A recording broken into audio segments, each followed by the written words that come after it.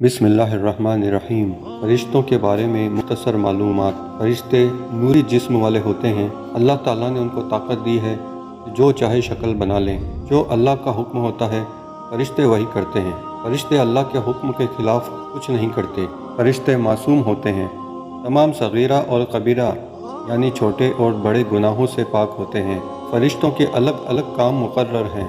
کچھ فرشتے بندوں کا اچھا برا عمل لکھنے پر مقرر ہیں جنہیں کرامین کاتبین کہا جاتا ہے۔ کچھ فرشتے قبر میں مردوں سے سوال کرنے پر مقرر ہیں جنہیں منکر نکیر کہا جاتا ہے۔ کچھ فرشتے حضور کے دربار میں ہمارے درود پہنچانے کے لیے مقرر ہیں۔ فرشتے بے شمار ہیں، ان کی گنتی اللہ ہی جانتا ہے یا اللہ کے پیارے محبوب جانتے ہیں۔